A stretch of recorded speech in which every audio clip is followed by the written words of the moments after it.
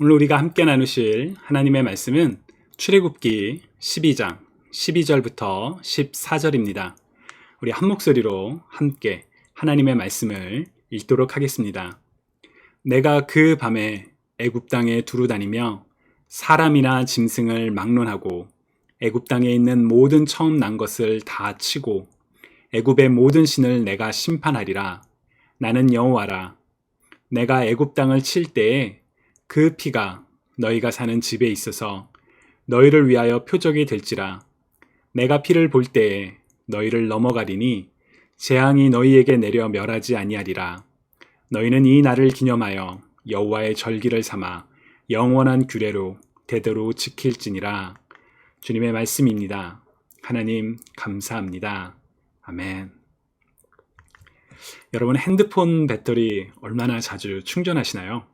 저는 예전에는 배터리의 충전 횟수를 줄이는 것이 좋다고 들어서 아슬아슬하게까지 사용하다가 그리고 이제 100% 채워서 사용하곤 했습니다. 그런데 요새는 충전을 100%까지 채우기보다는 그게 별로 좋지 않대요. 그래서 이제 20에서 80% 사이로 자주 충전하는 것이 더 좋다라고 그렇게 전문가들이 이야기를 하고 합니다. 그래서 조금 더 이제 자유롭게 충전하는 편이긴 하지만 여전히 행여나 밖에 나가야 할 때 배터리가 부족한 일이 없도록 신경을 쓰곤 합니다. 여러분들도 비슷하신가요? 그런데 제가 배터리 생각을 하다가 문득 우리의 영성이 배터리와 비슷하지 않나 라는 생각을 했습니다. 전화기를 사용하기 위해서 배터리가 반드시 필요한데 배터리는 스스로 충전을 할 수가 없죠. 전원이 공급되어야지만 배터리가 충전이 됩니다. 유선 케이블을 연결하든 무선 충전 패드에 올려놓든 전원에 연결이 되어 있을 때 비로소 충전이 되죠. 우리의 영성도 마찬가지입니다. 우리는 우리 힘으로 스스로 거룩함을 잃거나 스스로 영적인 힘을 얻을 수가 없습니다. 거룩함의 근원이신 하나님께 연결될 때, 하나님으로부터 우리가 공급받을 때 우리는 그때야 비로소 거룩함을 입고 또한 힘을 얻어서 살아갈 수가 있습니다. 그런 점에서 우리의 영성은 말 그대로 배터리 영성이라고 할 수 있지 않을까라는 생각이 듭니다. 그런데 배터리 영성에 대한 사람들의 관심은 전화기 배터리보다도 못할 때가 있는 것 같기도 합니다. 사람들은 전화기를 잘 사용하기 위해서 배터리를 자주 충전하죠. 행여나 전화기 배터리가 중간에서 닳아서 없어지는 일이 없도록 밤에 꼬박 충전하기도 하고 심지어 어떤 사람들은 보조 배터리도 들고 다닙니다. 반면 영성에 대한 관심은 어떤가요? 하나님으로부터 힘을 공급받아서 살아갈 수 있도록 자주자주 하나님과 가까이 하려고 하나님과 연결되려고 하는 그런 마음보다는 내 영의 배터리가 얼마나 남아있는지, 충전이 필요한지 생각조차 하지 못하고 살아갈 때가 있지는 않을런지요. 심지어 일주일에 한 번 교회 건물에 왔다 가면 나의 영성이, 나의 배터리 영성이 충전된다라고 착각할 때도 있는 것 같기도 합니다.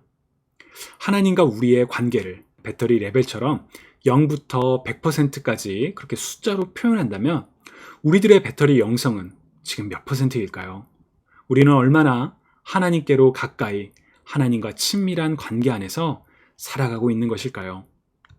주님이 사랑하시는 여러분, 오늘 하루 여러분의 삶 속에서 첫 번째 우선순위가 세상의 그 어떤 일이 아니라 하나님과의 관계, 곧 하나님과 친밀한 관계 안에 거함으로 말미암아 하나님의 영을 충만하게 힘입어 오늘 하루도 힘차게 살아가는 저와 여러분 모두가 되시기를 주님의 이름으로 축복합니다. 우리의 영성이 하나님으로 말미암아 충전되었을 때, 이른바 성령 충만하게 되었을 때 우리 삶에 어떤 일이 일어나게 될까요? 바울은 갈라디아서 5장에서 성령의 열매로 사랑과 기쁨과 화평과 오래 참음과 친절과 선함과 신실함과 온유와 절제와 같은 그런 성령의 열매가 나타난다라고 말한 바 있지요.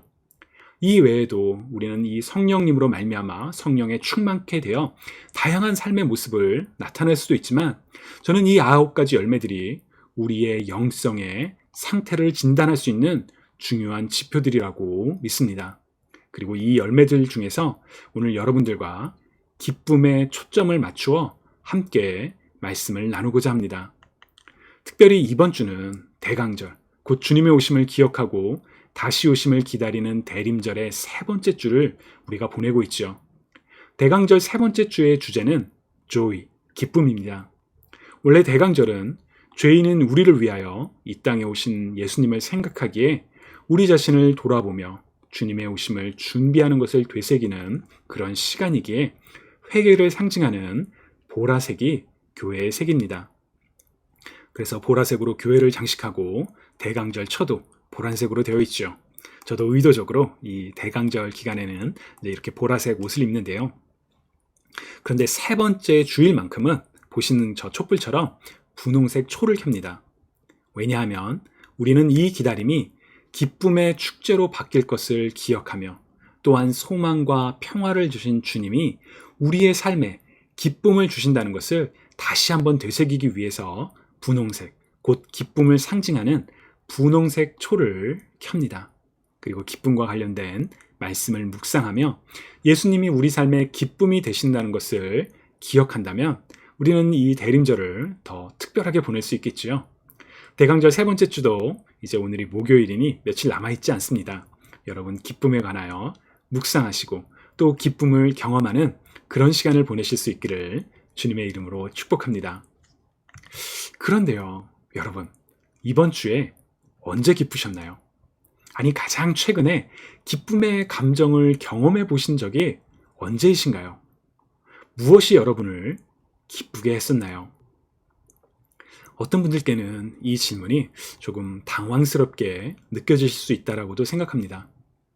살기에도 바쁜데요. 여러 가지 고민도 있고 스트레스도 너무 많아서 언제 기뻐했는지 모르겠어요. 라는 그런 생각이 드실지도 있고요. 또 낮과 밤이 있고 해가 나는 날이 있으면 비가 오는 날이 있는 것처럼 우리 삶에도 기뻐서 어쩔 줄 몰라 하는 그런 날이 있지만 동시에 슬픔과 고민으로 고통받는 날들이 있는 게 그게 인생 아닌가요? 그런 생각이 들기도 합니다. 그렇기에 우리 그리스도인들에게 큰 도전이 한 가지가 있습니다. 바로 데살로니가 전서 5장 16절입니다. 같이 한번 읽어볼까요? 항상 기뻐하라. 항상 기뻐하라. 인생에는 즐거운 날이 있는가 하면 슬픈 날이 있는 것이 너무나도 당연하다고 생각하는데 성경은 우리에게 어떻게 보면 불가능한, 지킬 수 없는 것 같은 그런 명령을 합니다.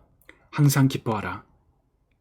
만약 누군가가 여러분들에게 이런 질문을 한다면 어떻게 답을 할 수가 있을까요?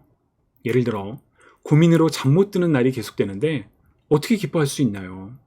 사랑하는 사람이 병으로 고통받고 있는데 내가 어떻게 기뻐할 수 있죠?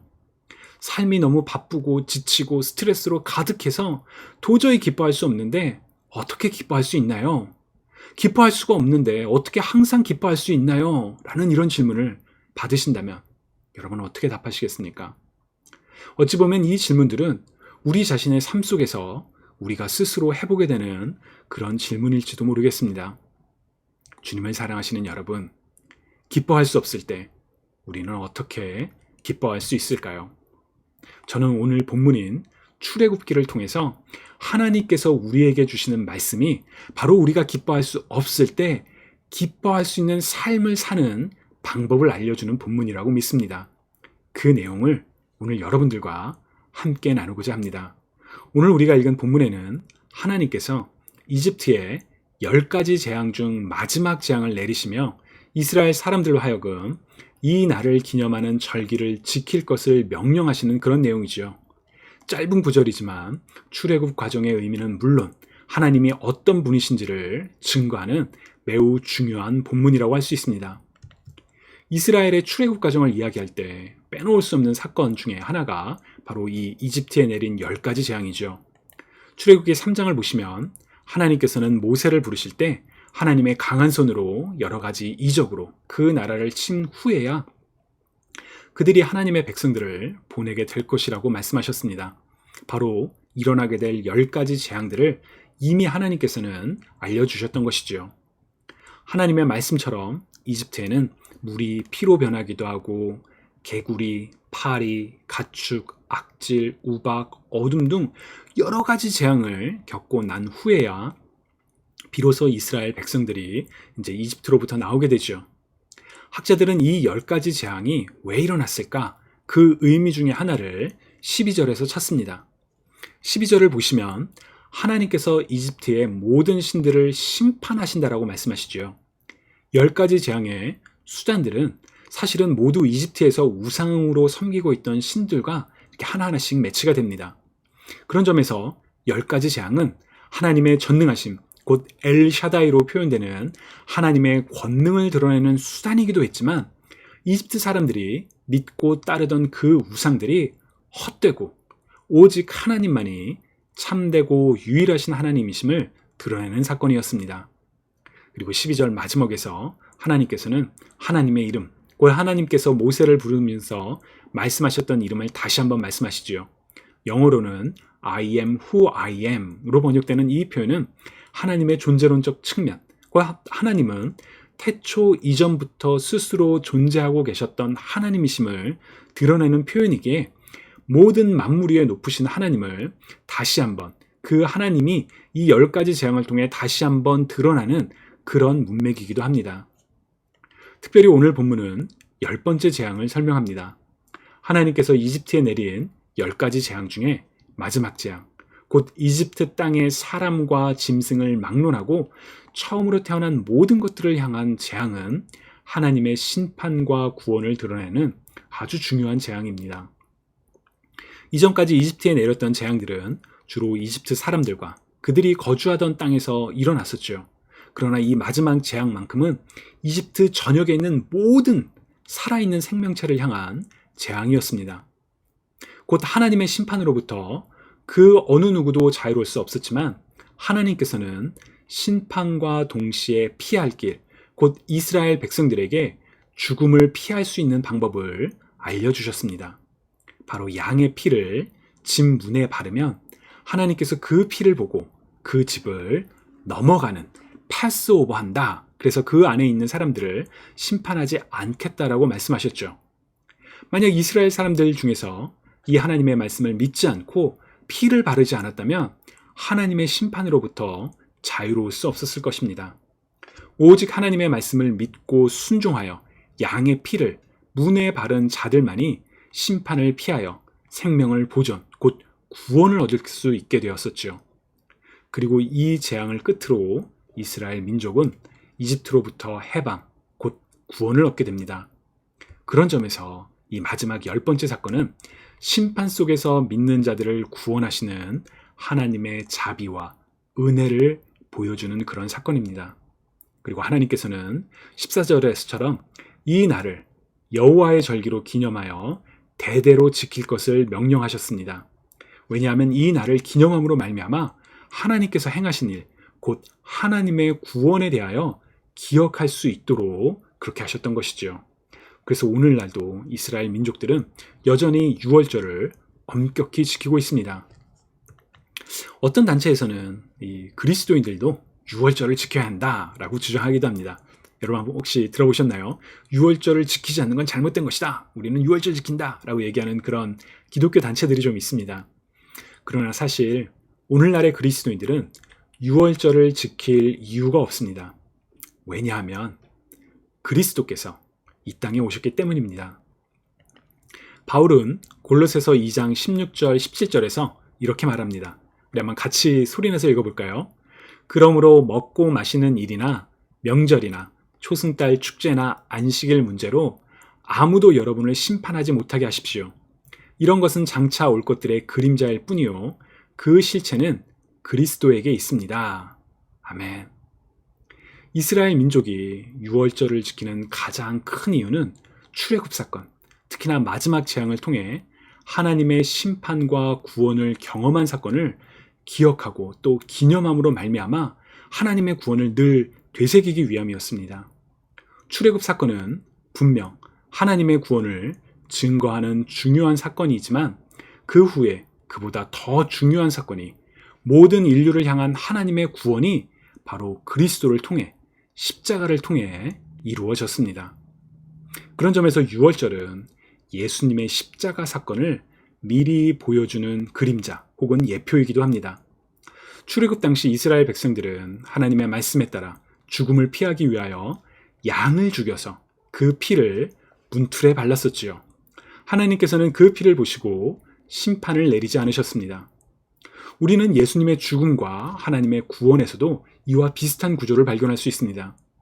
예수님께서는 세상 죄를 짊어지고 가는 하나님의 어린 양이요, 또 최후의 유월절 양으로 죽으셨기 때문입니다. 바울은 고린도전서 5장 7절에서 우리의 유월절 양, 곧 그리스도께서 희생당하셨느니라 라고 말한 바가 있죠. 이제 유월절 양으로 죽으신 예수 그리스도의 피로 말미암아 모든 믿는 자들에게 구원이 임하게 되었습니다. 성만찬은 이와 같은 구원의 과정을 분명하게 보여줍니다. 예수님께서는 잡히시기 전 제자들과 함께 곧 성찬을 베푸시며 사람들을 위하여 찢기는 몸과 흘리는 피를, 그 몸과 피를 상징하는 빵과 포도주를 나눠주시고 이를 행하여 예수님을 기념하라 라고 말씀하셨죠. 우리 그리스도인들은 바로 이 말씀을 따라 성만찬을 행합니다. 곧 성만찬은 우리를 위하여 찢기시고 피 흘리신 주님의 죽음을 기억하며, 다시 말하면 하나님의 구원을 기념하고 감사하며 주님의 식탁에서 주님과 한 몸으로 교제하는 거룩한 의식, 성례이지요.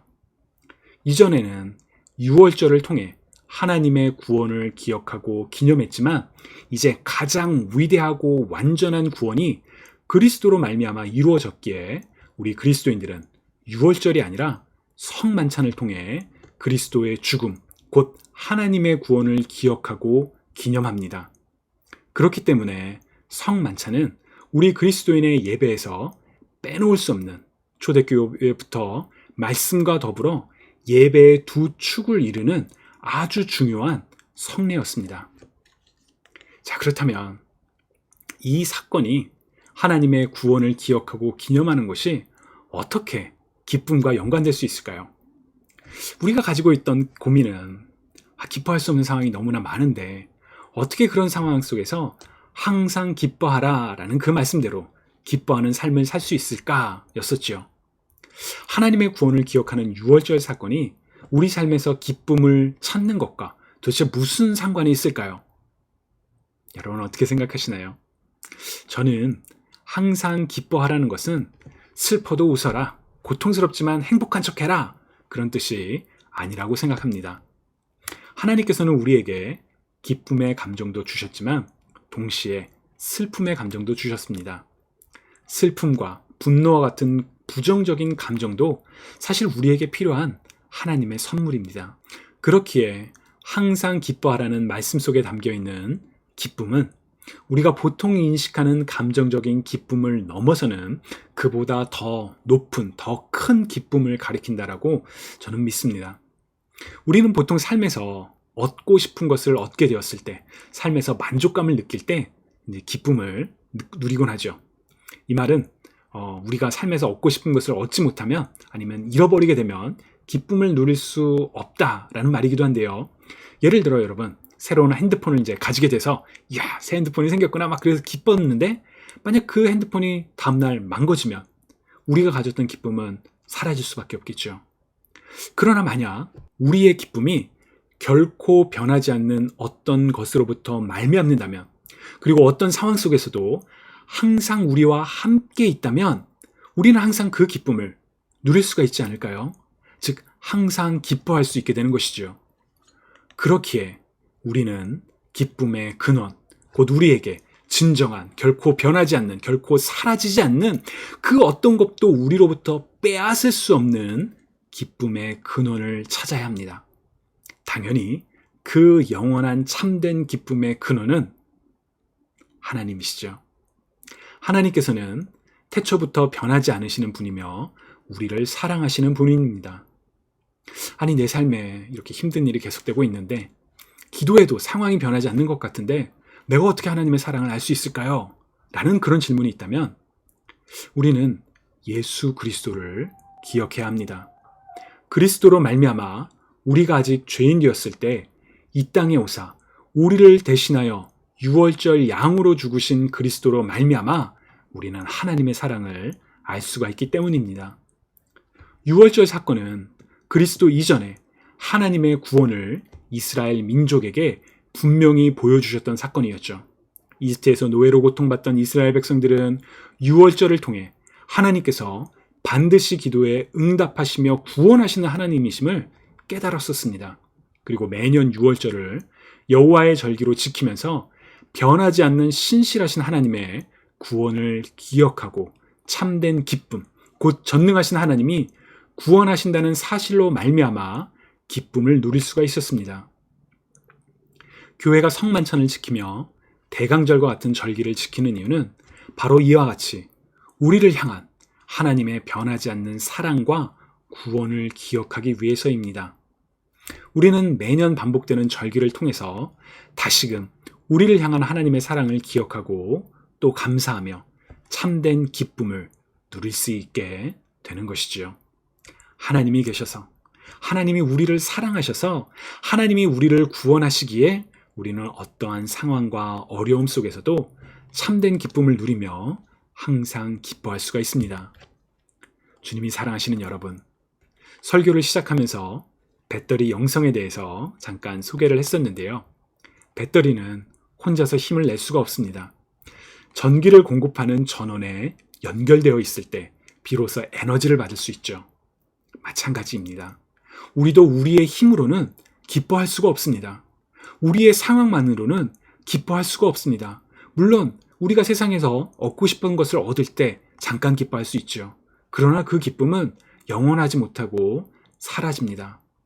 우리에게 필요한 것은 우리의 참된 기쁨의 근원 되시는 하나님을 알고 하나님과 친밀한 관계 안에 거하며 하나님으로부터 우리가 공급받을 때 우리는 진정한 기쁨을 경험하며 항상 기뻐하며 세상 가운데 하나님의 사람으로서 빛과 소금으로서 살아갈 수가 있습니다. 주님이 사랑하시는 여러분, 항상 기뻐하기 원하시나요? 어떠한 상황 속에서도 기뻐하시기를 소망하고 계신가요? 우리의 부끄러운 모습조차도 여전히 사랑하시며 반드시 우리를 구원하시는 하나님을 만나시게 되기를 축복합니다. 신실하신 하나님, 변하지 않으시는 하나님께서 우리의 삶 가운데 참된 기쁨을 주실 것입니다. 주님으로 말미암아 항상 기뻐하며 살아가는 우리 모두가 되기를 주님의 이름으로 간절히 축복합니다. 우리 가슴에 손을 얹고 우리 자신을 격려하며 이렇게 말해볼까요? 기뻐하라, 기뻐하라. 주 안에서 항상 기뻐하라. 주 안에서 항상 기뻐하라. 아멘. 오늘 우리에게 주신 말씀 생각하며 함께 기도드리시겠습니다. 우리의 기쁨 되신 하나님, 하나님께서 주시는 기쁨이야말로, 하나님께서 우리 삶에 함께 하실 때 우리가 누리는 기쁨이야말로 세상이 뺏어갈 수 없는 참된 기쁨이라는 것을 이 시간 고백합니다. 주님, 우리 삶에 일어나는 여러 가지 일들로 인해 때로는 우리가 웃고 때로는 우리가 우는 그런 일들이 반복되지만 주님, 그런 상황 속에 우리가 끌려가는 것이 아니라 우리에게 참된 기쁨을 주시는 하나님께서 변하지 않으시며 우리를 사랑하시며 우리를 구원하신다라는 그 사실을 기억함으로 말미암아 어떤 상황에서든지 항상 기뻐하며 살아가는 우리가 되게 하여 주옵소서. 우리에게 기쁨을 주시는, 우리에게 사랑을 보여주시는 예수 그리스도의 이름으로 기도드립니다. 아멘.